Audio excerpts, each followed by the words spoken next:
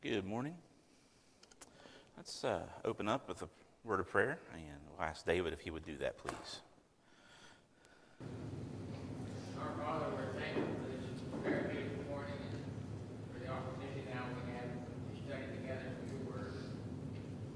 We pray, Father, that you'll be with Bill as he directs our class this morning, and that you'll help each of us listen. We can be better able to understand your word.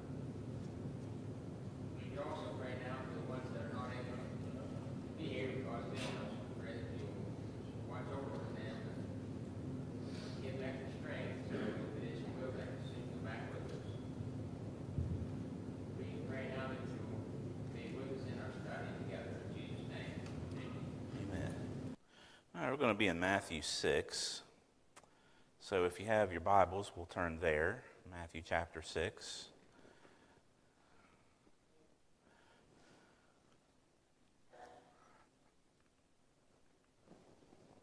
We're going to talk about hypocrisy today. I do have a... Wait and see if they get it up there. All right, we're going to talk about hypocrisy. And this week we're going to talk about what a hypocrite is. And next week, Lord willing, we'll get into Jesus and his discussion on religious practices. So when we think about hypocrisy, typically in our culture, we think a hypocrite is someone who does what? Says one thing and does another.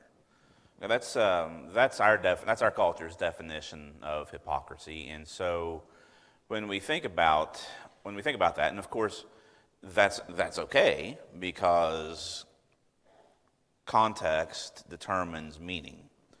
So if you're talking to somebody in our own culture and they say, well, such and such is a hypocrite, which is a terrible thing to say about someone. It's a very serious charge. But when we say that to one another, or someone says to you, God forbid, you're being a hypocrite, then we know what they're saying. We're saying one thing and we're doing another thing.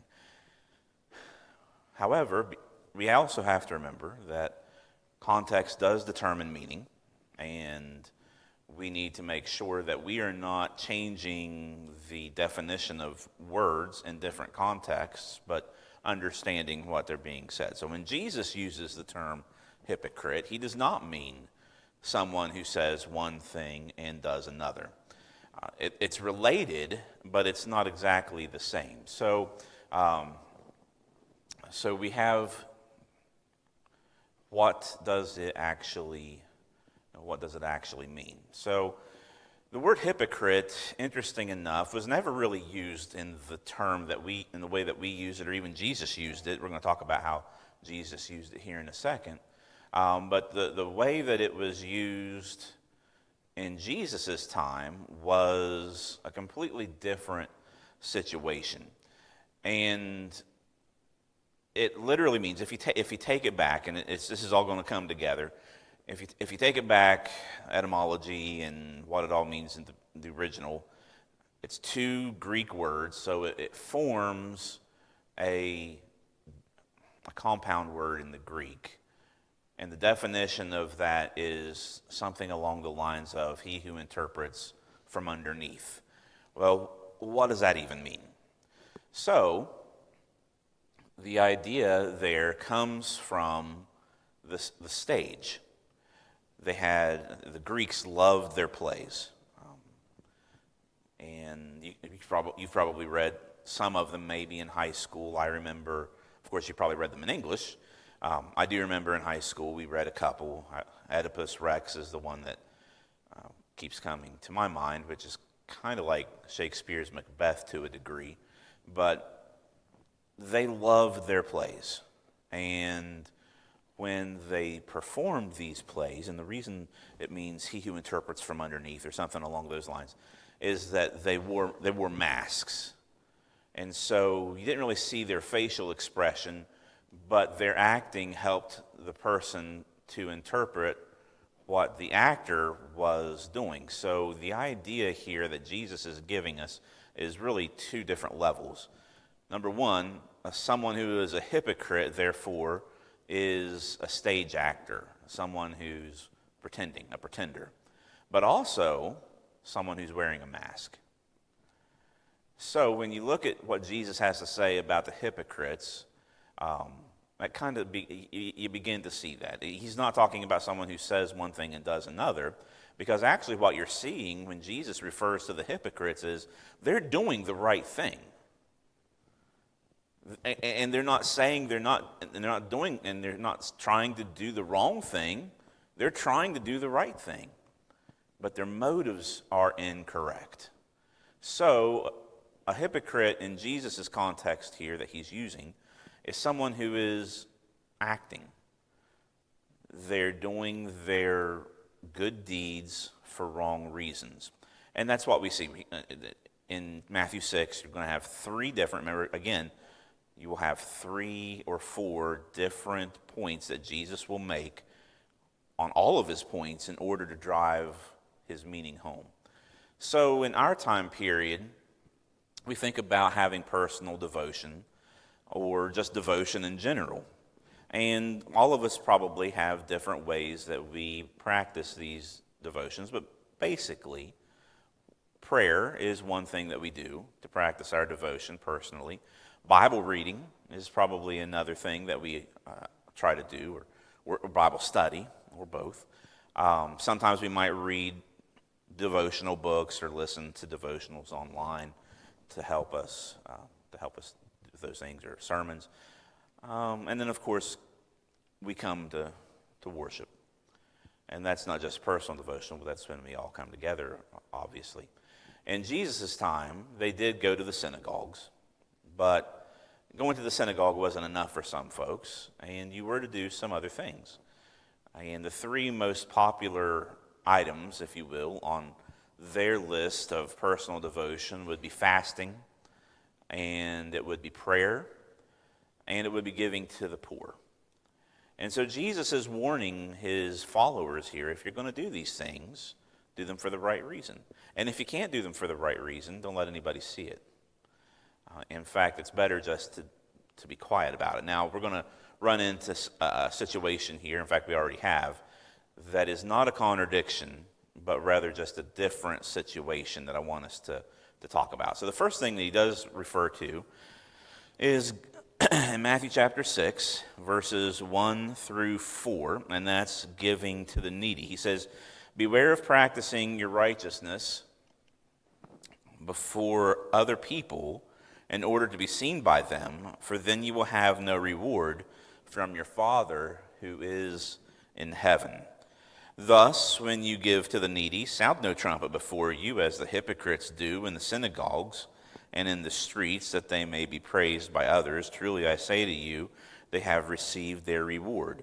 But when you give to the needy, do not let your left hand know what your right hand is doing, that your giving may be done in secret. And your Father who sees in secret will reward you." Now, of course, people, we want to be generous. God tells us to be generous, to follow him in this example. God is generous. But these folks are doing it for the wrong reason. Now, you'll turn over to Paul, and Paul will talk about something similar where people were preaching the gospel for the wrong reason. And he writes, that's not doing them any good, but it is helping the people that are hearing the gospel. They're learning the gospel, but if they're doing it out of jealousy or whatever against me, then that's not doing them a bit of good, and their motives are off. So the needy were still receiving the things that they were in need of, but it wasn't doing those people any good that were giving it to them.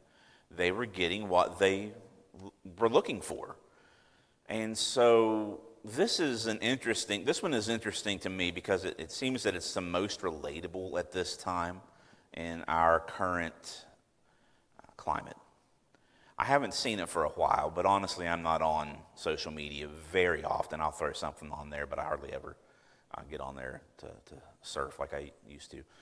But every once in a while, I remember not too long ago, I would see people having videos or taking pictures of themselves and a homeless person, and they would be handing them, a bag of lunch or some money or some whatever they might need, and then they would put it on Facebook or Twitter or whatever they were on, and they would talk about it, like, oh, just down on 7th Street giving some folks some food today, and then of course what happens, you get your thumbs up, you get your hearts, you get all of these things, and you feel good about yourself.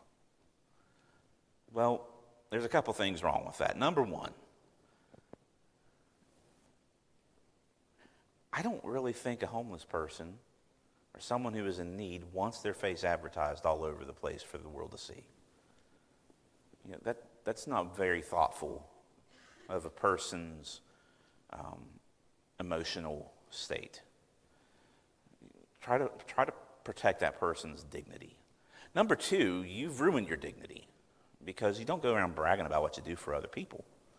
It's nice that person has food or whatever it was that you gave them, but now you've kind of ruined your good deed by trying to get folks to brag on you and bragging on yourself. But instead, Jesus says, just be quiet about it. You don't need to know. Nobody really needs to know about it except the person who's receiving it. Now, the second thing he talks about is prayer. We're not going to get into this section too much today because he does give what we call the Lord's Prayer, and we'll talk about that for a couple of weeks, but he tells us about prayer as well. So you're in the synagogue, you're going to give to the needy. Now, we don't really have this very often. Things are a little different in our time, but they would have folks that were in need, and they would come to the synagogues or early churches to try to get help. People still do that today, but maybe a little bit differently than what they would have back then as things have shifted. But prayer, you're going to pray, and he's not saying not to have public prayer, but be careful the way that it's done. And if you're leading public prayer, it's beneficial to the folks that are praying alongside you, and that's good. But if we're doing it because we want people to think that we're just really good folks, then we're doing it for the wrong reason, and we will be getting, that's what we wanted, that's what we're going to get, and we'll get our reward, and that's all we're going to get.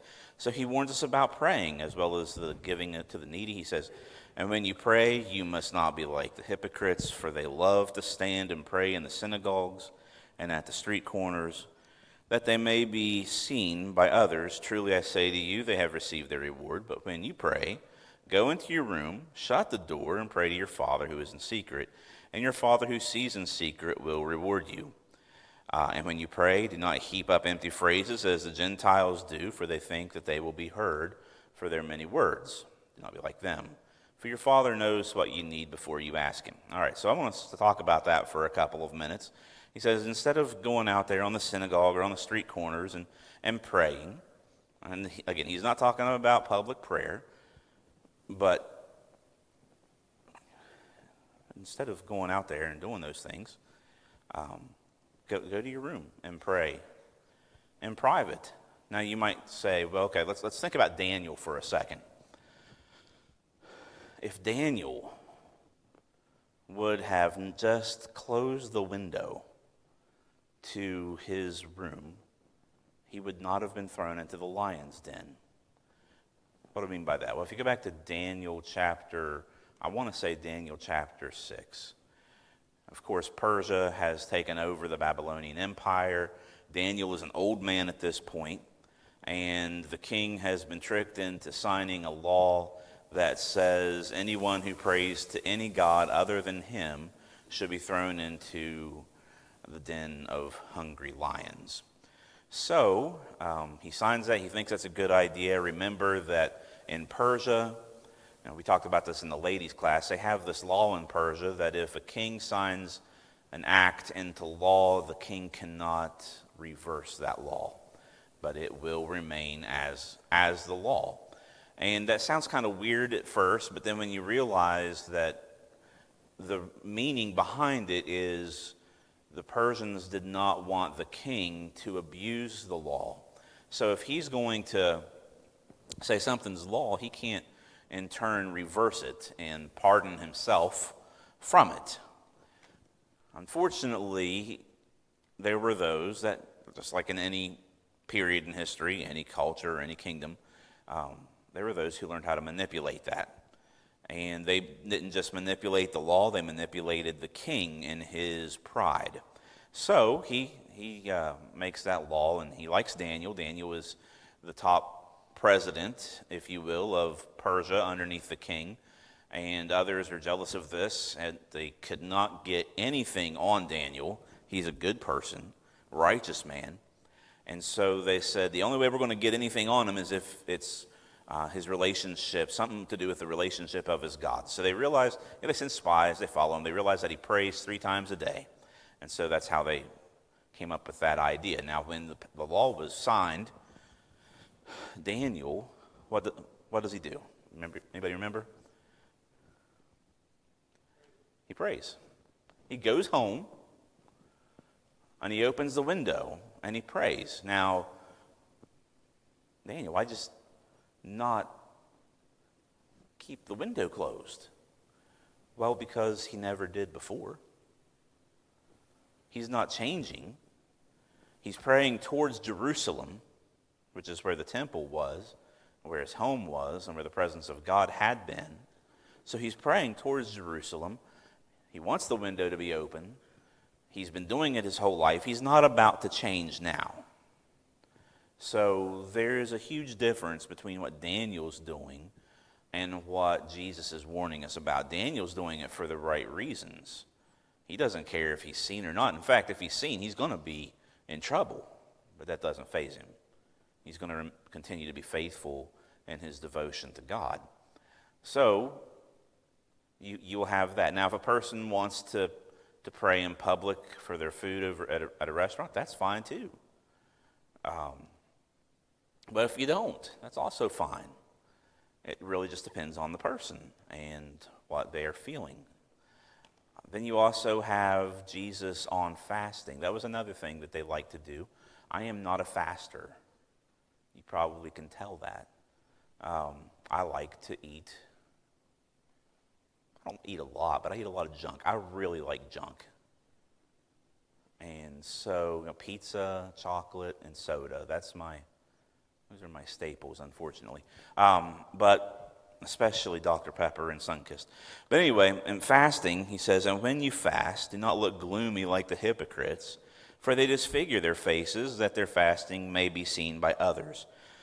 Truly I say to you, they have received their reward. But when you fast, anoint your head and wash your face, that your fasting may not be seen by others, but by your Father who is in secret, and your Father who sees in secret will reward you. All right, so again, they fasted.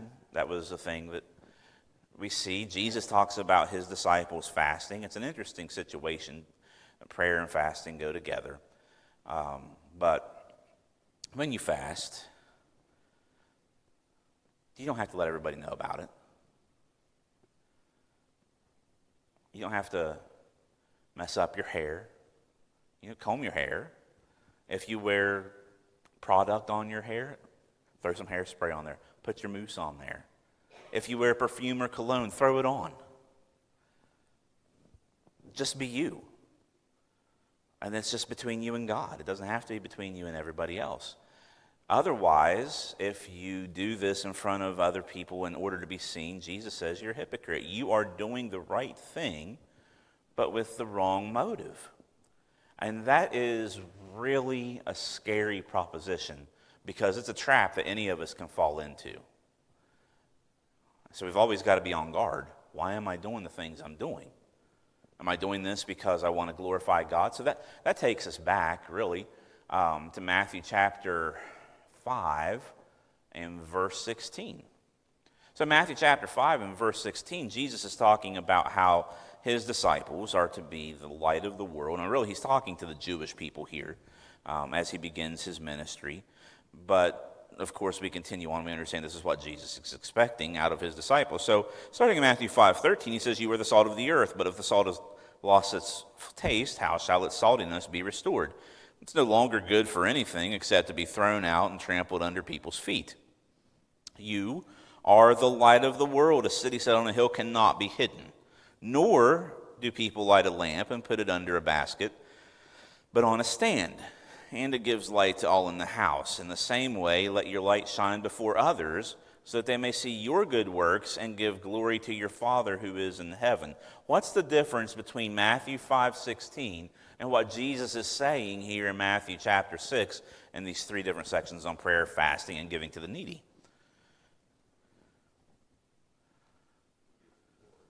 Right. Yep. It's motive. In Matthew 5, the motive is, I'm doing this to glorify God. In Matthew 6, the motive is, I'm doing this to glorify who? Myself. Completely different. But in the end, who are the only two people who know for sure that's going on? You and God. Now, there's going to be hints. You know, I've seen people. This is a terrible meme, terrible illustration, but it makes me laugh every time I see it. It says, if I ever win the lottery, which I won't, I don't play the lottery, but it says, if I ever win the lottery, no one will know, but there will be signs. And the guy's got a humongous spaceship in his yard. There will be signs. If you're doing it for the right reasons, there's going to be signs about that. The attitude, the personality, that's going to come out. That can be tricky, though. You can trick folks. And on the other hand, if you're doing it because you want to be seen, that's going to come out eventually. People are going to be able to discern that. But at the end of the day, but then you're also going to have folks who are just judgmental.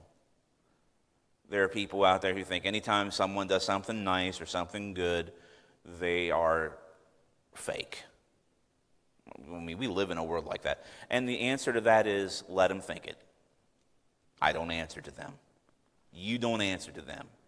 If folks want to think badly for you for doing the right thing, that's their prerogative. We don't do it for them anyway. We're doing it to glorify God. And that kind of goes along with what Daniel did. Daniel went ahead and did what he was supposed to do because he was glorifying God. That's got to be the motive. The next thing I want us to think about when it comes to this, we already talked about that, so we're gonna curtain that off out of the way there.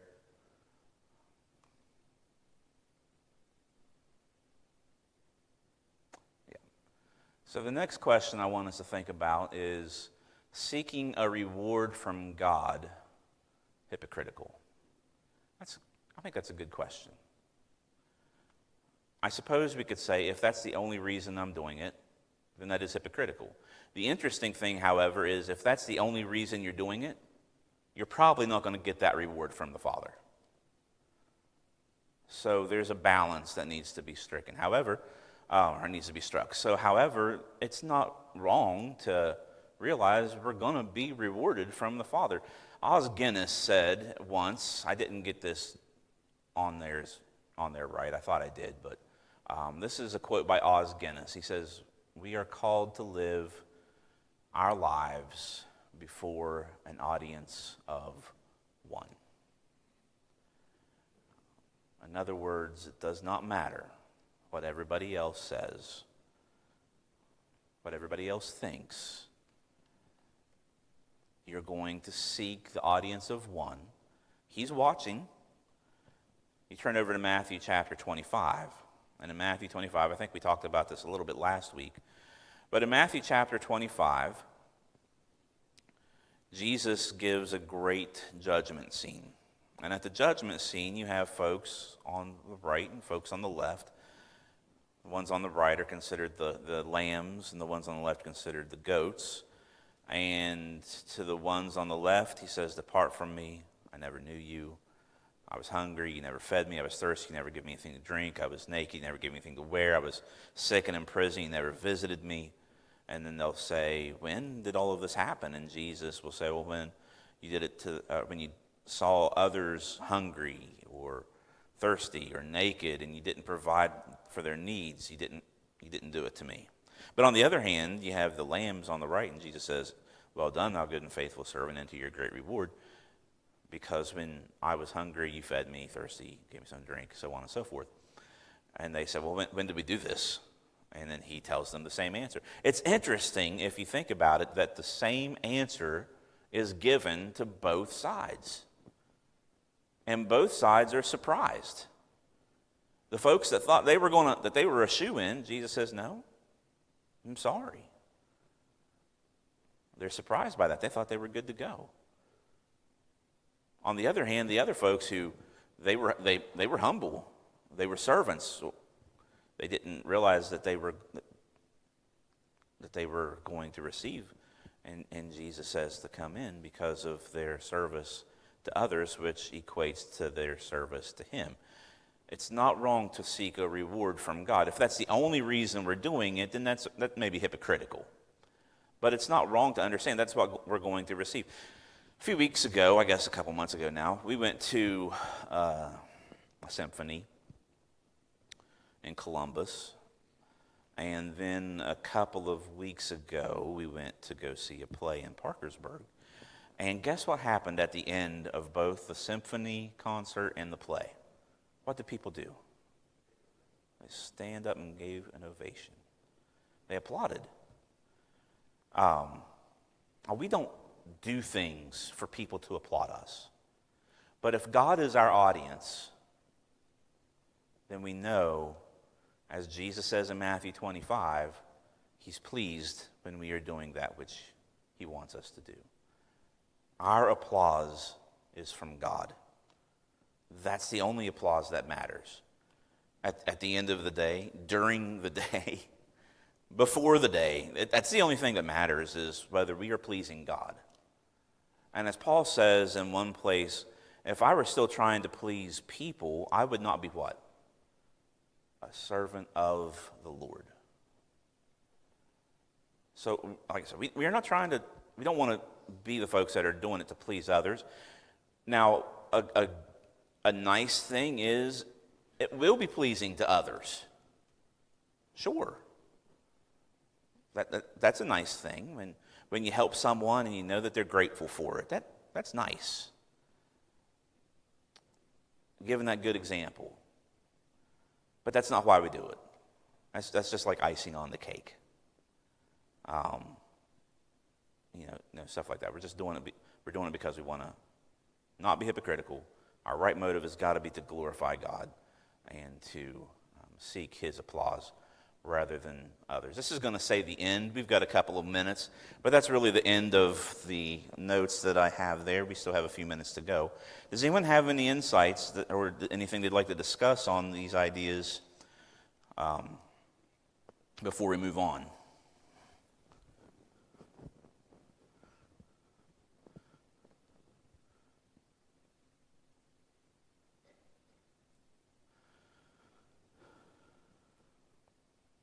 I never know how long to wait before it gets awkward.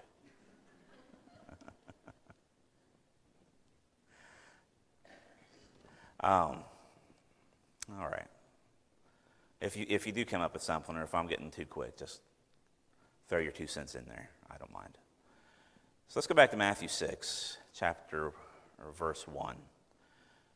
Second thing, we're going to actually get a little bit ahead here. Which is good, because I know in a few weeks I'm probably going to get a little bit behind. So let's go ahead, and now we're going to talk about Jesus and His view of religion. We live in a world of I'm going to say it's in the spiritual section, where we really want to be considered relevant. Have you heard that word recently? Such and such is still relevant. Relevance. That's all people talk about. They want to be relevant. I really blame social media for that. Before social media came out, Sure, I had a voice. I could talk to people, but now I can talk to everybody. Of course, the conversations are not very meaningful because you can't really have a deep conversation in sound bites that have no sound. You don't see facial expressions. You don't see body language. A lot of times people are saying things they really don't even mean, and they would never say anytime else other than they're hiding behind that keyboard and they feel embrazened by it. But we have this time period where we are now getting to the point where folks say, well, I'm not religious. Have you ever heard anybody say that? I'm not religious. I'm spiritual. Good. It's good to be spiritual if it's done correctly. There's a lot of folks out there that talk about being spiritual and they're Wiccans. That's bad spirituality. All kinds of different things out there that people talk about being spiritual. Someone will meditate. Well, I'm being spiritual. Meditation, I'm not knocking meditation. It's a good thing. Mindfulness, sure. Especially when you meditate and are mindful on Scripture and on the ways of God. But we talk about religion, and I understand where that's coming from. That religion, that organized religion can be a problem. I mean, just think about the things that have happened in some of the different organizations all over the world when it comes to the abuse of children and all sorts of things, corruption, all sorts of things. So I understand. However, that's usually what I see that is a knee-jerk reaction. Religion in and of itself is not a bad thing. But it goes back to what Jesus is saying here, what we've been talking about, is if we're doing it for the wrong reasons, it is a bad thing. If you go back to the prophets, God had a problem with the religion of the day. And that's interesting because God's the one who commanded the religion of the day. He says to them at one point, just stop. I'm tired. I'm sick of your festivals and of your sacrifices. Just don't do them anymore. They stink. Which is a contrast from what he says they were supposed to be. When they were offering sacrifices, when God commanded it to be done back in the law, he says that it was to be a pleasing aroma unto the Lord. But you get to the prophets and he says, it smells bad. It stinks to me. We all have smelled things that stink. The other day I got out of my car, the house, and I didn't know if I stepped in something or what, but I about got knocked out. We know what it's like to smell something offensive. But then we also know what it's like to smell something that smells good. So imagine, and you're going to know if I smell something bad because my face is going to go crazy. Yours probably does too. Your nose is going to wrinkle up and your eyes are going to squint and your lips are going to curl. Your stomach, sometimes, depending on what the smell is, our stomach's going to churn. We're going to feel nauseous. So imagine all of that. And that's really what God is saying. What y'all are doing is making me sick. But why? Well, because you're not taking care of the needy. You're not taking care of the orphans and the widows. You don't know what this means. And Jesus will later on say, you need to learn what this means. God desires sacrifice, or obedience over sacrifice, mercy over sacrifice, I should say. They weren't being merciful. So he wanted them to do those things, but they were missing the point. It wasn't just going through the motions. We can go through the motions. We can do that today. We can come and worship God together. But if we're going through the motions, then our worship's not getting any higher than the ceiling. If we're doing it just because this is what I do on Sundays, that's my routine. I mean, I'm glad it's our routine. But it has to go deeper than that. If we're living our lives one way, but then coming together on Sunday and worshiping in another way. We've got some things we got to work on. So God doesn't like religion that is not done properly. James talks about religion when he says pure and undefiled religion before God the Father is this: to visit or to care for the orphan and the widow, and to keep oneself unspotted from the world. Who has a problem with that kind of religion? I don't know that anybody does, but that's the kind of religion that God wants. And then everything else, and that's kind of what the prophets were saying, kind of what Jesus was saying. He desires mercy. If we're not going to be merciful, then our sacrifices mean nothing. If we're going to use corrupt talk and not repent of it, we're going to say things that we shouldn't say. And by the way, corrupt talk, the Bible talks about corrupt talk, and so we typically think, well, that means I can't cuss. Well, you probably shouldn't. You probably shouldn't. But can you think of any other types of corrupt talk that are even more dangerous than that? Yeah, gossip. Absolutely. I can't think of anything more corrupting than gossip. Lies. And James will talk about the tongue. The tongue is a small member, but it is a forest fire. And it can cause a lot of damage. On the other hand, though, our tongue can also, as Proverbs will say, it also has the ability to do what? To build up, to encourage, to give life. In fact, I believe it Solomon says that, something along these lines, that a good word is like honey. Now, some of us like honey, some of us don't. I understand that, but we understand what he means. Honey's really good for us, and it's sweet.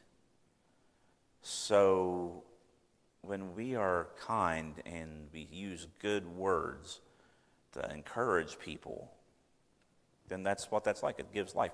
You say, well, that sounds like we're being a little bit wishy-washy. No, that's not what I mean when I say that. We can get to the point where we're afraid of confrontation so much that we won't say what needs to be said. But the Bible doesn't get into that. It doesn't tell us to do that kind of thing. However, what it does tell us is what? Speak the truth in Ephesians, but how are we to speak it? In love. So even though it may be something that we are not comfortable saying, there's a good way to say it that's not going to make the other person feel as if they are a horrible no good for nothing. Build them up. But it's not always possible. We strive for that, but it's not always possible. So we want to keep ourselves unstained from the world. We want to use our language in a good way. No corrupt talk, no gossip, no divisive talk, no coarse jesting, that sort of thing. Those are the things that are very dangerous. No false teaching. You want to talk about something corrupting. That's corrupting. And Paul warns Timothy about it. Be careful about endless and foolish genealogies. And that's not saying that if that's your hobby, if you like genealogy, I like genealogy a little bit. I like it when the work's already done for me and I can just look at it, though. I do not like going to the courthouse and figuring stuff out, but if it's already done, I like looking at it, see where I came from and stuff. But that's not exactly, he's talking about the Jewish folks.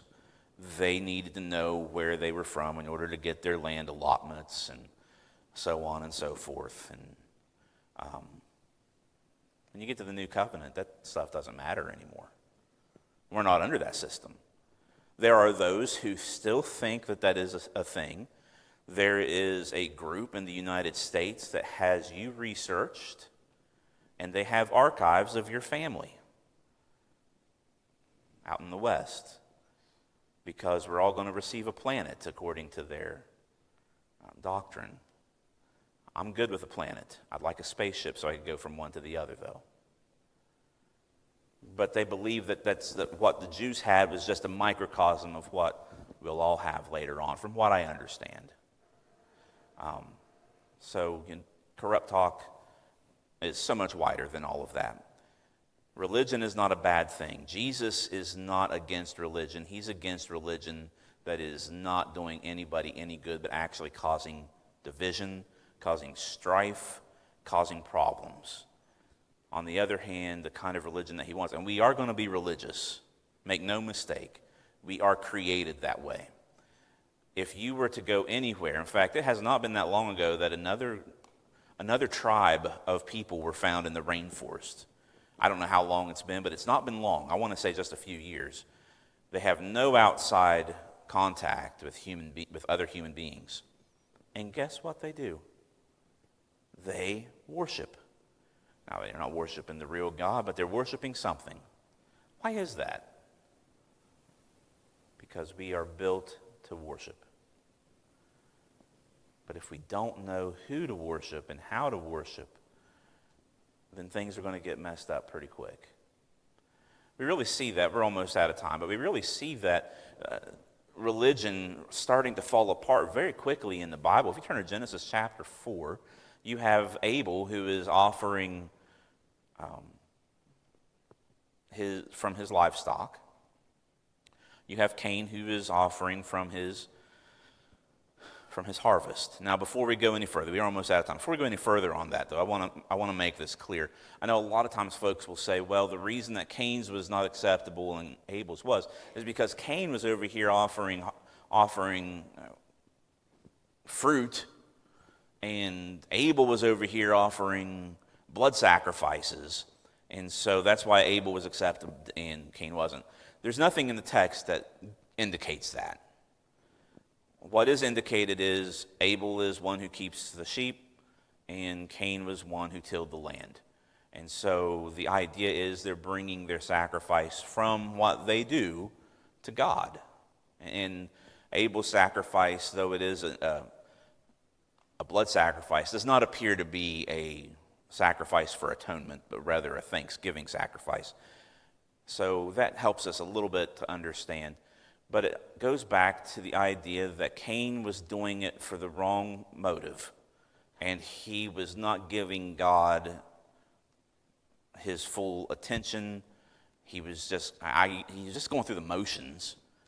And then you've got Abel, who is doing the right thing, and God is accepting of Abel, and this makes Cain so angry that he eventually does what? Kills his brother. So false religion has been with us for a very long time. And it's not just worshiping idols, it's also worshiping God incorrectly. And if we're going to worship God, we've got to do so the way that He shows us in the Word. Otherwise, we're making ourselves into the ultimate authority and not Him. All right, I think we're out of time. We'll go ahead and stop there. Yep, right on the dot. Does anyone have any questions or comments? All right. Thank you all very much. We'll begin our worships in a few minutes.